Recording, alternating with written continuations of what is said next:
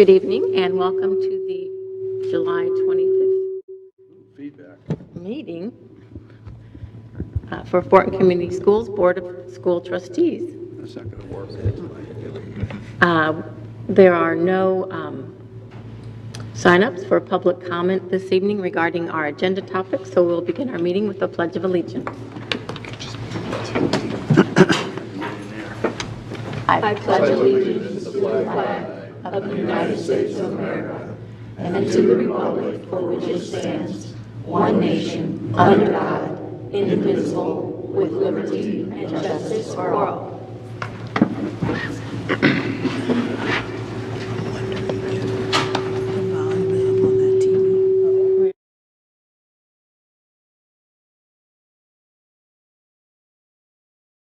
Good evening, Steve Corona from the 5th District. Julie Hollingsworth, District 1. Jennifer Mathias, District 2. Maria Norman, Member at Large. Riley Booker, District 4. Noel Smith, District 3. And I am Ann Duff, Member at Large, and to my left is our Clerk of the Board, Angela Filler, and our Superintendent, Dr. Daniel. Okay. We have no awards and recognitions this evening, so we'll begin with our consent agenda, which includes the approval of our minutes from June 27th, our vouchers and payroll, and our personnel report. Move we approve. Second. Thank you, Noah. Thank you, Steve. And all in favor? Aye. Any opposed? And Dr. Daniels, is there anything on the personnel report you'd like to? I do have a couple of introductions. So, we actually are approving, or you just approved, a new principal for Lakeside Middle School and the appointment of our curriculum director. So, Ashley Finneran. Hi, Ashley. Welcome. Ashley joined Fort Wayne Community Schools in 2006 as an English teacher at Miami Middle School.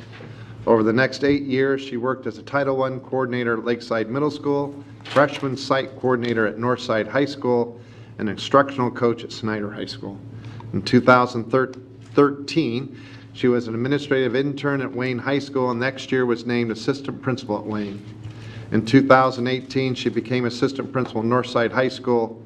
So she seems to like that Northside High School family, and she is now the principal replacing Alan Jones. So welcome to your principalship. Thank you. Congratulations.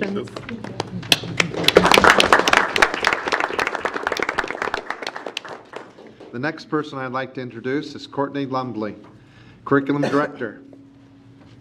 Courtney Lumbley joins Fort Wayne Community Schools with nearly 30 years of experience in education. She began her career in Indianapolis as a language arts and German teacher, worked as an elementary and middle school teacher for 20 years before becoming instructional coach in 2013. In 2017, she was named assistant principal at Kitley Elementary School in Indianapolis, and in 2019, National Director of School Improvement and Programs for Phelan Leadership Academies. In her position at Fort Wayne Community Schools, she will oversee implementation of curriculum at all grade levels. So, wonderful addition. I think you've already started to become directly involved with what we're doing with our ELA adoption and implementation of our literacy program, and welcome. Thank you.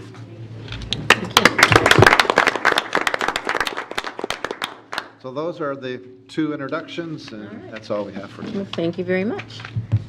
Okay, we have no old business, so we'll now move on to our new business. Our first item on our agenda is the Three Rivers sponsorship and naming agreement for the Union Venture Studio. And I'm getting to that in a minute.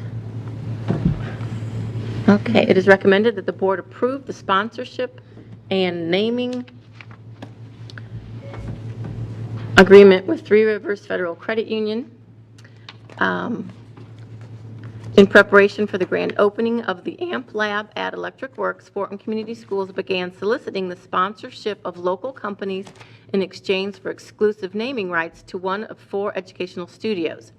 This agreement represents the first time Fort Wayne Community Schools has offered naming rights to a commercial entity in the history of the district. Under the terms of the agreement, the Venture Lab will be named the Three Rivers Federal Credit Union Venture Studio for 5 years in exchange for financial sponsorship of $625,000.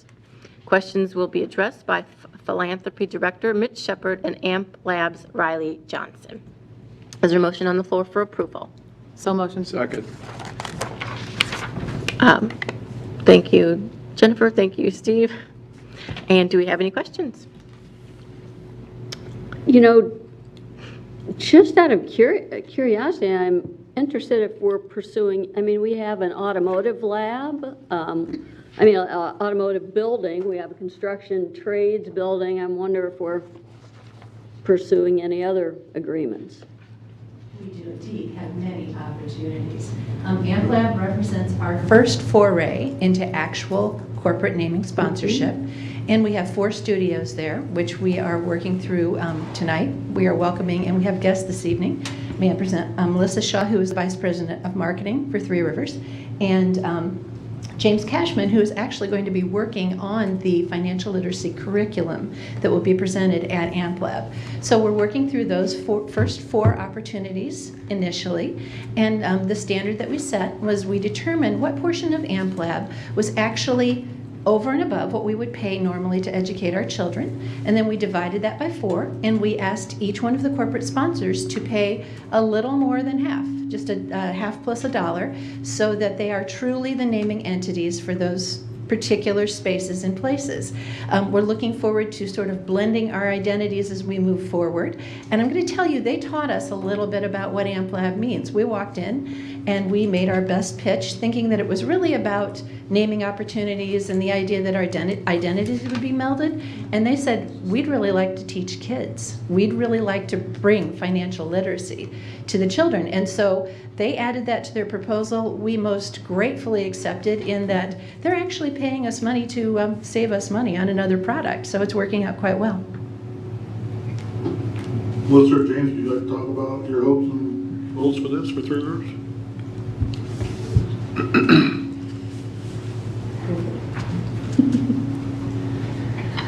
First of all, on behalf of James and everyone at Three Rivers Credit Union, thank you so much to Mitch, to Riley, Dr. Daniel, to everyone who helped imagine this possibility. When we first started talking about 6 months ago, we thought, well, that's cool and it's innovative, and really, like Mitch said, after we got to talking, it really matches up with who we are as the credit union, what we do in the community. We get to talk to people about their finances every day.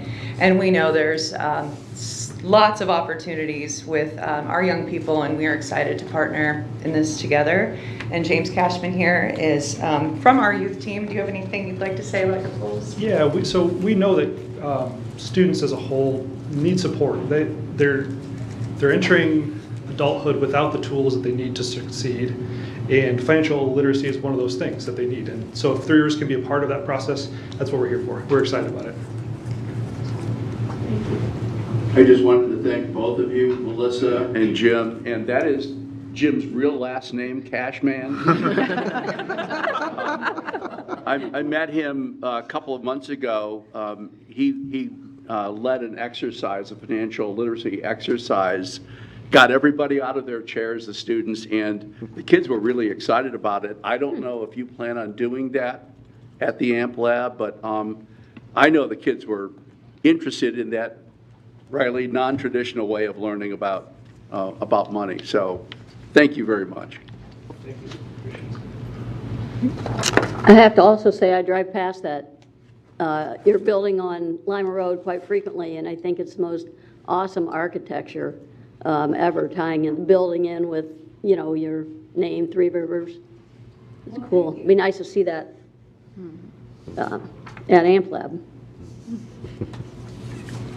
Well, I was lucky enough to be part of this conversation early on with Jennifer and Mitch and Riley, and really appreciate the opportunity and appreciate the support from Three Rivers for Fort Wayne Community Schools. It's been a fun process, and for you guys to say yes is a really testament to an appreciation from our standpoint. So thank you.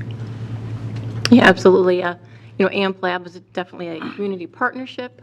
We're excited you came on board, so thank you very much for everything you have done and will do for our students. I know they'll be thrilled to learn more about you and interact with you and everything. So thank you very much.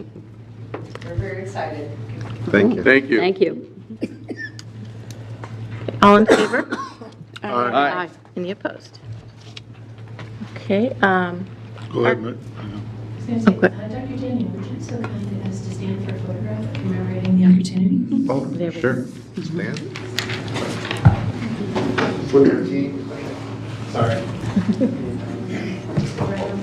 Meet the superintendent.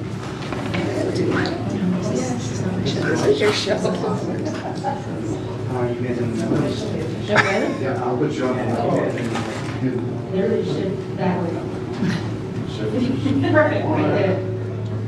1, 2. Thank you. Thank you so much.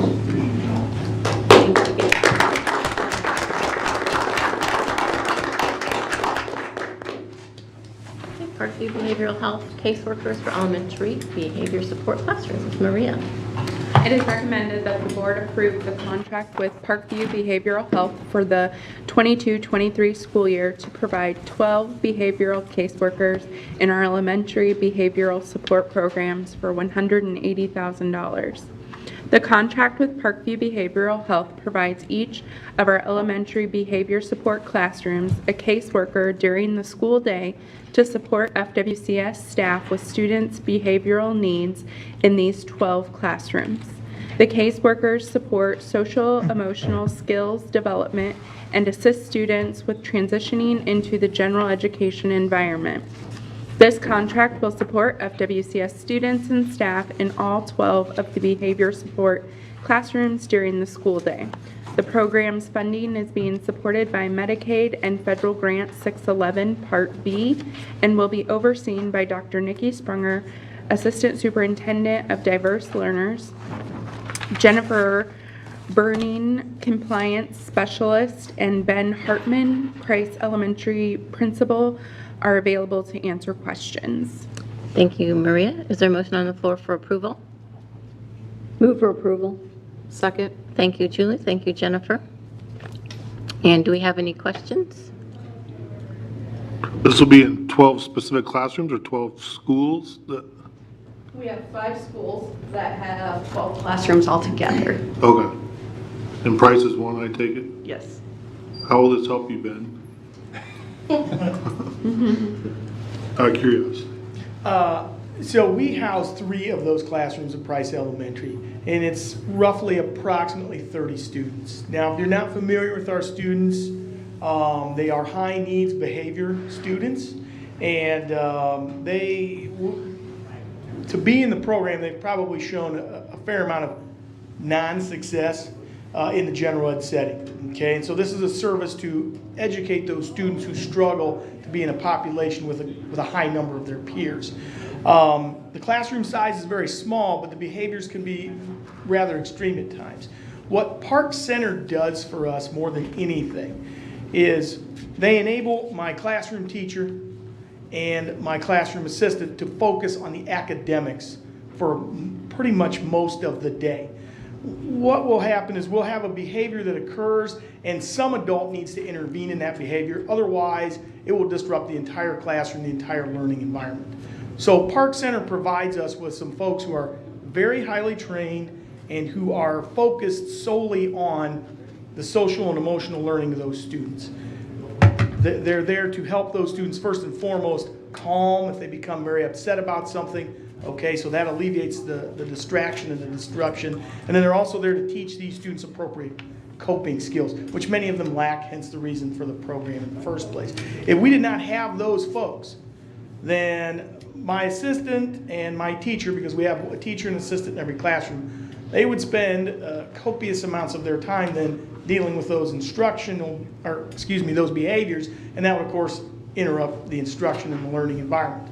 Additionally, I would say, also without those folks, depending on the level of behavior, might require my personal involvement in those situations, which does occur anyways from time to time, but all of a sudden now you've got a building administrator that might be tied up for, depending, possibly a couple hours a day, depending on circumstances. So I can't do my job either. These folks do that. And really, if you think about it, 12 of them, for the amount of money that the district is putting forth for that, is not high in comparison if we had full-time staff of our own. I was going to ask, are they there all day then? Most of them, yes. Yeah, the Do majority. you have 30 in your class, in your school? Yeah, roughly. And then how many, do we have about that same amount in the other 4 schools then? So about 100? Last year, we had 97 students in the program altogether. So will they work primarily one-on-one with students? Or- They have a 30-minute session every day that they teach all the students social emotional skills. But if Ben's having a problem, they're going to go over and intervene before that problem becomes something that interrupts the whole class. Is the 97, has that been kind of a stable number? Are you seeing ups and downs? Yeah, we normally range between 90 and 100. We can go up to 120. We have the capacity for 120 students. And do these kids work out of that kind of environment, hopefully, right? Last year, we were able to transition 21% of the students. Oh, good. To piggyback on that, Mr. Smith, it's a process of years with these students typically. So that's a gradual move out. But again, that's that park center piece. Our teachers are trained in that social emotional learning piece. They're trained to deal with those behaviors. But that would again eat up much of their day. Many of our friends are behind academically because their own behavior gets in the way of their own learning. So it snowballs if we can't get the circumstances right. And so the staffing piece is important. And to have someone who's solely dedicated to the behavior piece frees up our teachers again for that academic piece. I'm going to switch gears a minute and call dibs on principal for the day with Ben because I had to bail on him last year because I was sick that day. So apologies again, Ben, but I'm looking forward to spending some time there at Price. Be happy to have you. Any other questions? Okay, thank you. Thank you. Appreciate your answers. All in favor? Aye. Any opposed? Okay, Jennifer, the adult education grant?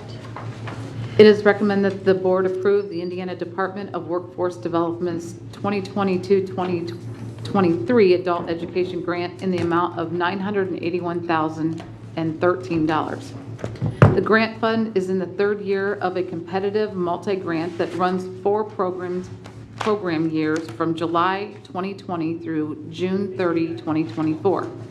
These funds will be designated for personnel, professional development, instructional materials, supplies, equipment, purchase services, integrated education and training, and the Workforce Education Initiative, including workforce certification programming for local Allen County business and industry.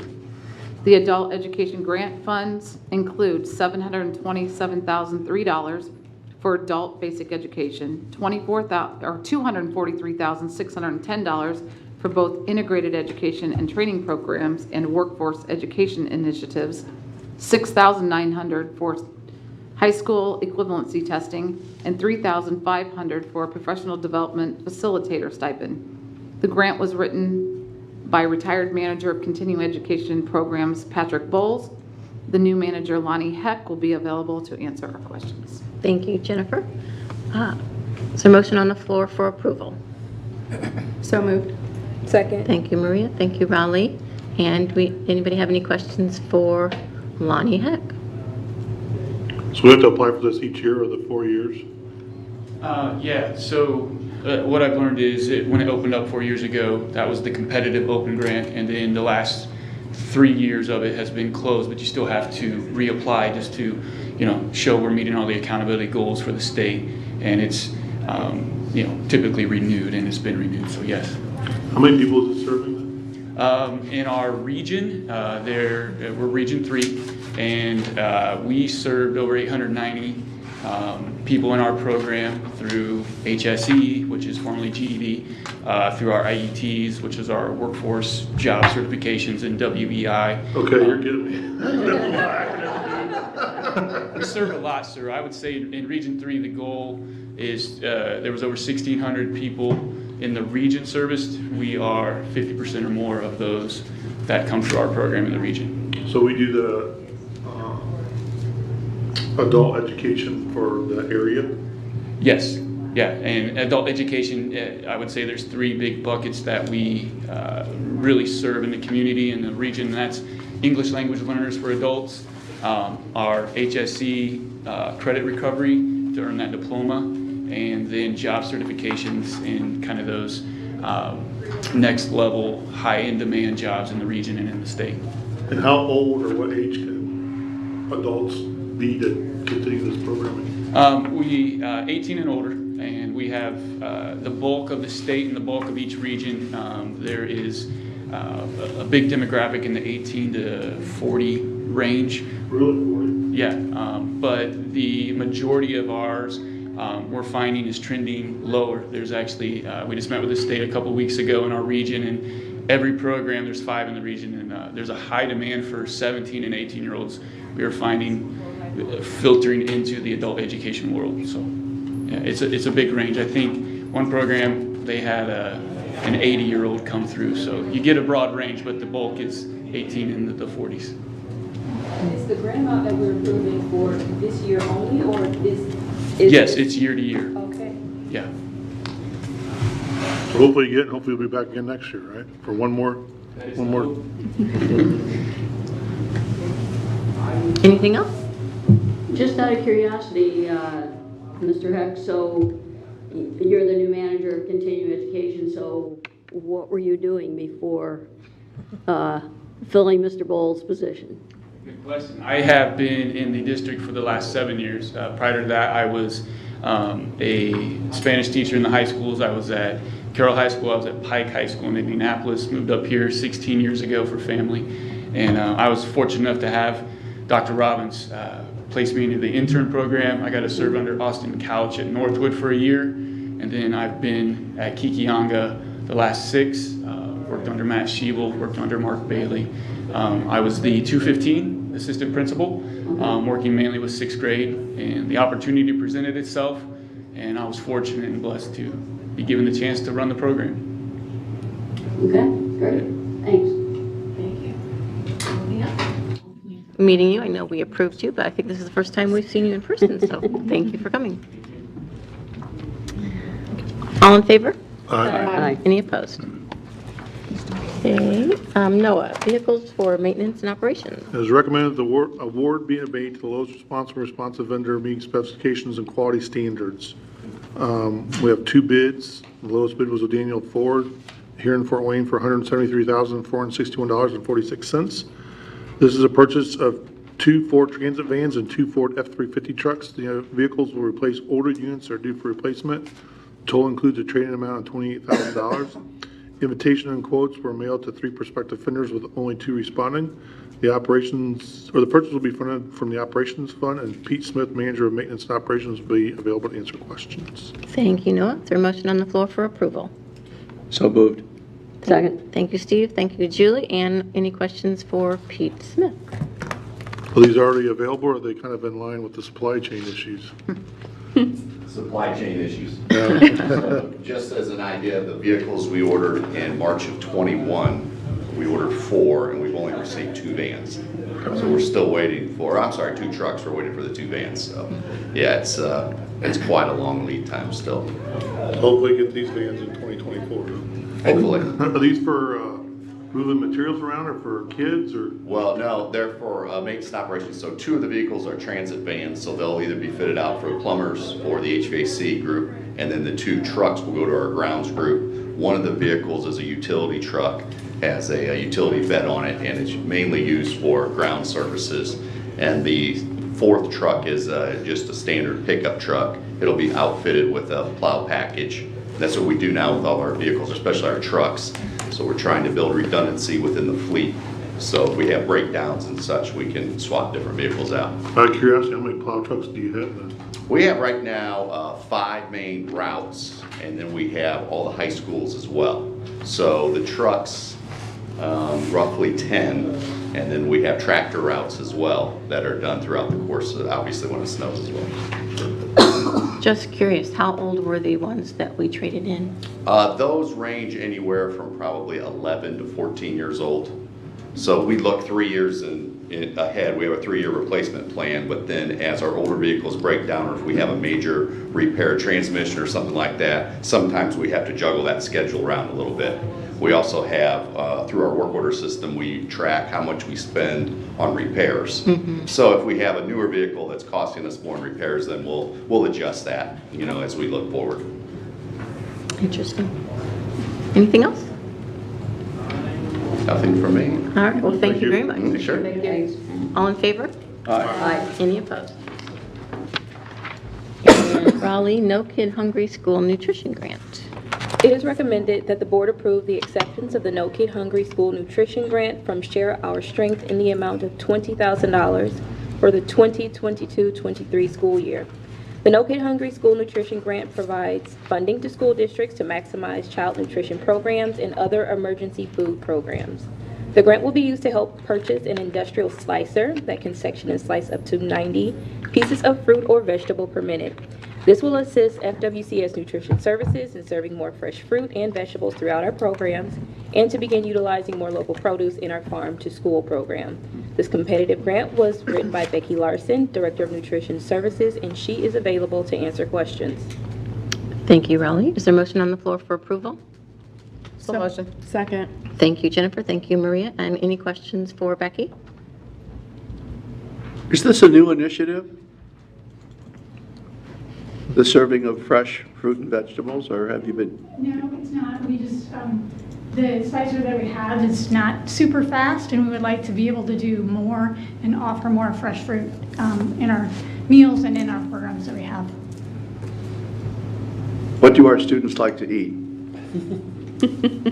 For fruit, they're good eaters of fruit, I would say. They like grapes and watermelon and peaches and apples. Right now we do purchase pre-sliced apples, but it would be nice. We've got some cheaper apples that are whole, and if we could slice them ourselves, it would be a cost savings to us. So you slice them and then do you try to get that into schools immediately, or is there an opportunity to freeze any of the items? We haven't frozen anything right now. As you probably know, we're putting an extension on our freezer because we're so tight with space. I don't think that we'll be freezing anything soon, but yes, when we slice fruit, we package it and usually send it out the very next day. Okay, that's nice. So you guys package the fruit then? We do have it's called a cookie bagger, but if we slice it, we put it in that, and then we ship it out. Have we received this particular grant before? No, we have So not. this is the first time. Mm-hmm. We just heard about the vehicle maintenance and how they have a replacement schedule and plan. Do you have something similar for the slicers and the other things that we'll be purchasing with the grant? We don't have a set plan for any of our equipment. We try to make it last as long as we possibly can. This one has just we've been having long conversations in our group, my team, about what we would like to do moving forward, and this is one thing that our managers had said this would be really helpful for them for a time savings. So I thought, well, here's a grant. This is what that money can be used for, and so I thought, let's do it. So thankfully, we're thankful to Share Our Strength to give us the money. Is this a federal grant? No. Share Our Strength is a nonprofit, and then they have each individual state kind of has their part of Share Our Strength, and so this is actually the Indiana state version of Share Our Strength. So roughly how much is an industrial slicer? You kind of hurt your heart. It's about $85,000. Wow. So it's a down payment. Yes, very much. And the average amount of grant funding from Share Our Strength Indiana was only about $15,000. So I thought I would try for more, and thankfully they gave us a little bit more. But you know, Good hindsight. job on doing that. So if that's increasing the efficiency for the slicing of the fruit, who will be doing something else, or what will you move somebody else into doing if the fruit is being sliced faster? Well, we currently are not fully staffed. We haven't been fully staffed for quite some time. So, you know, if we can actually get that, I'm guessing that we have lots of other things that we could actually be doing.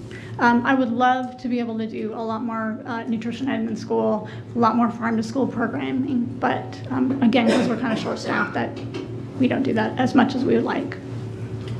I'm curious about that, using local produce in the farm to school programming. I mean, I'm just curious about the numbers that you're doing now and your goal. Right now, our apples we have only been doing in our middle and high school. So that's maybe 10,000 a day, or at least the fresh whole apples.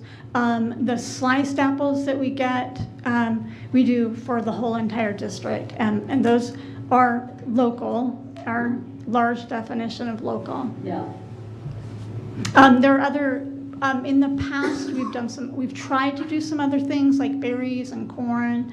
It's tricky being the largest district in the state that we have a lot of farmers who just cannot meet capacity. Mm-hmm. 10,000 apples a day is a lot of apples. Right, yes. 10,000 apples looks like. Well, you're all welcome to come see our facility, which I'm guessing most of you already Would have. love to do that, especially when you get your chopper up and running. Anything else? Thank you very much. All in favor? Aye. Any opposed? Okay, and School Technology Advancement Account Application Amendment. It is recommended that the board approve an amendment to the application for and the receipt of advancement from the School Technology Advancement Account, STAA. The STAA provides funds annually for school systems to purchase computer technology for student instruction. The Thornton Community Schools uses these monies to fund learning and technology plans of schools. The board approved an application for $552,260 at the June 27th board meeting. This was based on the February 1, 2022 enrollment. The STAA application instead requires the October 1, 2021 enrollment. This results in an increase of $7,920 for an amended application for $560,180. The application also asks if there are remaining STAA funds available, would we like to be considered for additional funds? We also seek up to an additional $94,320 to purchase additional Chromebooks if funding available. And questions will be answered by Kathy Friend, Chief Financial Officer. Is there a motion on the floor for approval? I move approval. Second. Thank you, Raleigh. Thank you, Noah. And do you have any questions for Kathy?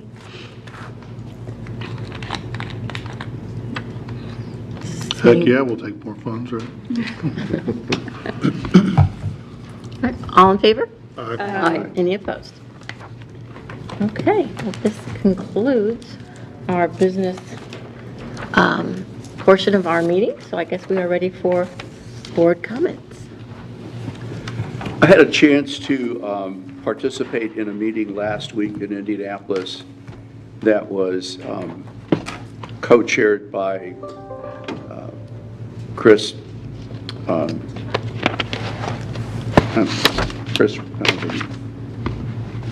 Riley, the chair for the Indiana Higher Education Commission. Who am I thinking of? And Katie Jenner. Anyway, they are both committed to their improving student outcomes and supporting school districts. And I really like both of them. I think they're dynamic leaders in working also with the governor's office. And One of their issues that the Higher Education Commission is also promoting is the 21st Century Scholarship Program. And one of their recommendations, which would have to be approved by the Indiana General Assembly, is automatic enrollment into the program. I mean, right now, our students have to sign up. And we know that so many of them don't for various reasons. This Friday and Monday, we're going to be working with my organization, Latinos Count, with 2 and maybe 3 middle schools we're going to be providing bilingual volunteers to help Latino parents understand the opportunity and hopefully have them understand that they can trust our school with information and that the program is real, that the state will pay and provide $40,000 or whatever it is for tuition costs. So many families pass that up because for whatever reason they think their 7th or 8th grade student isn't going to college. And we know that our state is not graduating enough people from college every year to sustain economic growth. So we're pretty excited about that. Dr. Shanita Bolden has been helping us with this, but I've talked to Brad Crozier, the principal at Memorial Park, and David Tadina at Shawnee. And so we're going to be there with our bilingual volunteers on Friday and Monday. You know, our goal is if we're still registering kids next year, we want to be in our 11 middle schools. So we will see a bill this session to push automatic enrollment in 21st Century Scholars? I asked Chris Lowry, what could we do? And I think they're going to be asking the district and the superintendent to support that effort. Because what it really means is that if we're now automatically registering every 7th and 8th grade student, that there's a tremendous financial implication for the state. Millions of dollars. But I think that they're getting enough heat and pressure from industry to do something. And they've got to lift this cap in one way or the other. I don't know if we're going to see 100%, but they really need to move the cap because a lot of people are coming to the same conclusion that we're not doing enough. We're using red tape to prevent kids from signing up into this program. Mm-hmm. It's a great program. Mm-hmm. We just need to make it easier for more kids. And automatic enrollment doesn't mean every single kid will be using those funds. Right. So. Now, and you know what the data shows now, I think, is that 81% of the students that sign up for 21st Century go to college. Now, if everybody jumps into the pool, I assume that number will go down. But I think it also comes down to some of the initiatives we've been talking about in making our elementary school students believe in themselves, that they really can go to college and begin to talk to them about that opportunity. I had a chance to talk with some folks from the Manchester Community Foundation, and one of the initiatives they've started is that they now are creating 529 college savings accounts for their elementary students. And really then planting that seed that, yes, you can go to school and you need to start saving now. And so I think that's pretty exciting as to what they're doing. I'm trying to gather more information for our school district to better understand how that works. And college is not, as we all know, not everyone should go to college, wants to go to college, but we do need to allow those that do, who cannot afford it, that opportunity. But I just as soon take a good pipe fitter or somebody who works, serves some years in the military or goes to work. I'm sure Rose Costello would like some of those people to work for us, and so would Renee Sloan, right?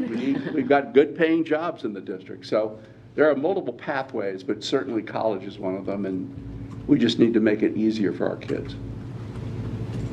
So did you say there's a cap on that program now? Well, there is. The dollar amount cap or There's something? no dollar amount, but because of all the red tape and the fact that you cannot sign up for 21st Century once you enter the 9th grade. Right. so many kids Even if you move here, for have lost that example. opportunity. I've talked to parents who could afford to go to college, who didn't want to pay for college, but ended up doing that because they passed on that opportunity. Gotcha. So, a lot of red tape that really controls the number of people that benefit from 21st century. Thank you, Steve. Jill? Looking forward to the August 2nd open house for AMP Lab. So I'm excited. Now I'm excited to see the Three Rivers sponsored, what is it, the Venture? Studio. What is it? Venture? Okay. Venture Studio. Studio, right. But the whole space, you know, it's going to be really exciting. There's a new newsletter out that I don't know if any of you subscribe to, the Capitol Chronicle. Nikki Kelly, that used to work for the Journal-Gazette, she works for the Capitol Chronicle now, covering things, you know, not only political, but things going on in Indiana. And so anyways, I read an article in there recently, and I can't remember the person's name who wrote it, but anyways, it was an article about the $6 billion budget that Indiana finds itself with, and the fact that... Sorry, the $6 billion surplus, not budget. Sorry. Surplus. You're right. $6 billion surplus that Indiana finds itself with, and basically saying that giving $1 billion of it back to Hoosiers, which on itself I'm not saying is a bad thing, but basically reflects a lack of imagination. You know, a lack of imagination on things that money could be spent on that would benefit all Hoosiers. And I know I mentioned before, I haven't gotten a number for it yet, which I'm still working on, for public school textbook fees. My rough estimate in Indiana is, I believe, textbook fees for all the public school students would be probably less than $150 million. So there's, I mean, that's just one idea. You know, expansion of pre-K. Right now, our special ed students are not, our program is not fully funded, right, Kathy? Right. ELL, not fully funded. Right. You know, maternal health in Indiana is an issue and may become more so childcare. I don't know, I can just think of, and the author of this article mentioning our legislature's lack of imagination and what to do with the surplus, he mentioned some of those, but I was heartened to see that the Senate did come out with some proposals for different ways of spending the part of the surplus rather than another refund. But basically, you know, that money's going to sit there until April of 2023, right? Because next year is a big budget year, and so that won't even, that budget won't even start till when? January 1st of? July 1st. Okay, July 1st of 2023, so. Yeah. So the interest alone could probably pay for textbooks. Thank you. Interest, well, maybe not these days. Well, okay. They're going up. But maybe. Going up. Well, let's Working see. towards it, right? 1% of $6 billion. Based on your rough estimate? Yeah, close. But anyways, I put that out there again. Right. Good ideas, Julie. You're elected.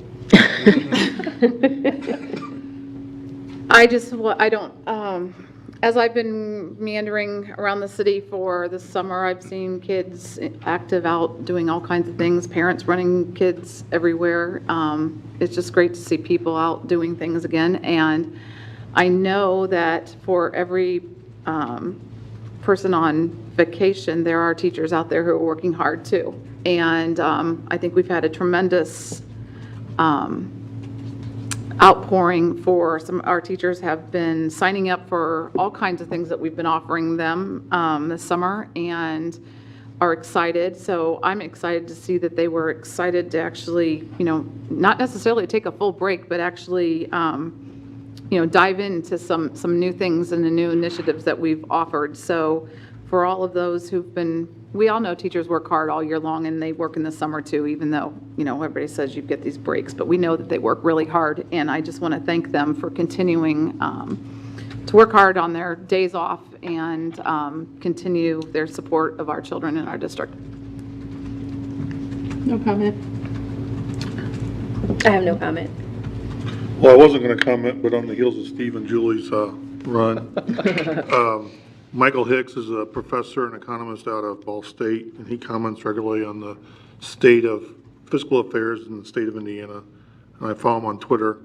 Do not bother following me on Twitter. I'm a boring tweeter. I've only tweeted like 3 times in my life. But he had a recent thread about the stimulus checks that Steve mentioned and some of the things. And I did make a tweet out. To give you an idea, at the end of his thread was the persistent education slump will slow income growth and raise costs of Medicaid, hit point 2.0, family and social services, and our spending on poverty. So then I asked, because he's been an advocate for increased education spending, particularly at higher ed, which of course he's a Ball State professor, which is a state-run university. So it's kind of self-serving, but all the data I've seen and talking to others that aren't in that kind of role agree with his assessments that we're not in a good position. So I asked the question, in your opinion, what should a state spend on education and higher education as a percent of GDP? And his response was just mind-numbing to me. His response was at least enough so that the state can boast the national average on educational attainment. For Indiana, a 50% increase in education spending for 30 years might get us to average. Right now, we are well below average and getting worse. So it was rather eye-opening. We have all, Steve's been at this a long time, and so has everybody else. And Jennifer and I and Riley are kind of latecomers to the game, but we realize the state has not funded education properly over the last over the last decade plus. Phil Downs recently had a tweet, Jennifer mentioned to me, and I'd seen it as well, about each state and how is a percent, or how, what was it, Jennifer, do you remember? Showed the percentage of increase of teacher pay, and we ended up, and apparently he's a Boilermaker because we're red, and he says this doesn't look good to the Boilermakers that the state is red, but red meant at a minus, at a negative. We were minus 18%, and I've seen other statistics that we were 51st in the nation over the decade of 2010 to 2020 in teacher pay. And everybody else say there's only 50 states. You're right. But there's that little thing called Washington, D.C., and we couldn't even keep up with them. So I'd echo what Steve said and what Julie said is, everybody's going to appreciate the refund, but there's better things that could be done. And we were proud to put in a 4% pay increase last year, and we've already got it built in for next year. But there's still, the teachers will be behind at 9.1% inflation. They're still getting paid less than they were. So as this is a fiscal year, bearing in mind to the public and all of the small audience support is that we need to get in front of those legislatures and remind them of these issues and keep properly funding us. And they're not. And it's the state, the governor had a commission 2 years ago about teacher pay, and it acknowledged they're not getting the job done. So hopefully we can start turning the tide there. So that's all. And Dr. Hicks will be the keynote speaker here in Fort Wayne at Greater Fort Wayne's Economic Summit on September 15th. So it might be somebody that you might want to put that on your calendar. Sure. September 15th, Greater Fort Wayne Chamber, Dr. Michael Hicks. Dr. Daniel? August 8th is our 4,000, all 4,000 employees will be coming to the 10 caps for our beginning of the school year. We'll have several guest speakers. John Urbans will be there from Greater Fort Wayne Inc. So he'll be explaining what's happening in our community. And that 10-year plan will also have speaker to address our diversity, equity, and inclusion. So looking forward to that, and everyone's invited here. Hopefully you have that on your schedule. Along Jennifer's lines, 574 of our teachers have participated in Otten-Gillingham training this summer, which primarily you're talking about kindergarten through what, Joe, 4th grade? Teachers, maybe some fifth grade teachers, or what teacher range? That range? K-5. And K-5. Provided some special education for Yeah, and special education instructors as well. So very pleased with that. It shows that our teachers are definitely dedicated to, as we focus on our literacy. We also have some in-depth training that's been happening the last several days in regards to our adoption of the literacy curriculum. So again, kudos to our teachers. Truly appreciate their going above and beyond and hoping that we start to see some significant results. Lastly, we have over 1,000 students who are being tutored one-on-one this summer as well. So again, thank you for our teachers and for our building principals as well as our facilities and grounds people, because summertime is a time when you get to prepare for that first day when the students enter. So we've had to shift some schedules and make things happen, but it's happening. So really, really pleased with that. And look forward. This, August 10th is going to be here before we know it. So welcome the brand new school year, and yes, as much back to normal as possible, where we have, we're able to have our small groups, have our students in classrooms. Yes, students at tables of 4 and working together. If you remember, we had to really have that totally different stage for our learning the last couple years. So looking forward to that and seeing some of the significant gains that our students will be able to attain because we have them with our teachers on a daily basis in person.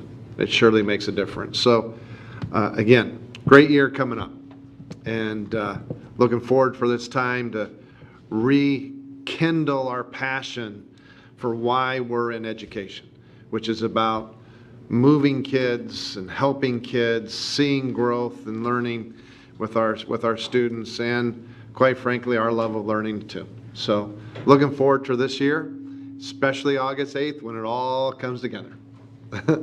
It's coming soon. What? Coming soon. 3 weeks? Coming to the tin caps near you soon. Well, thank you. This morning in the Journal-Gazette, I'll just read the little highlights.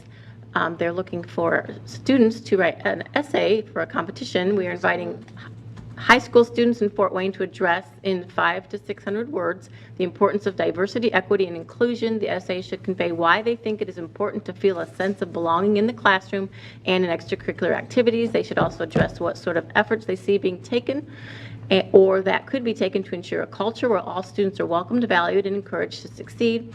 $500 for first place, $250 for second, $100 for third. It is on their Facebook page if anyone's interested. Deadline is August 24th. So I really hope that we have a winner in our district. As many of you know, a lot of our students say they like Fort Wayne Community Schools because of the diversity, so I think we have the perfect candidates to be a winner for this essay. So write your essays. I know school hasn't even started yet, but you have plenty of time to do it before we have to go back to school. Yep. Also, it's that time of year to, once again, advertise for our mentoring programs, our Study Connection, where adults work with students one-on-one after school for an hour and once a week, and then Big Brothers Big Sisters Lunch Buddy program, where if after school time does not work for you, you can go over your lunch hour and spend about half hour to 45 minutes with a student at the school of your choice. Just having fun, eating lunch, doing a little studying.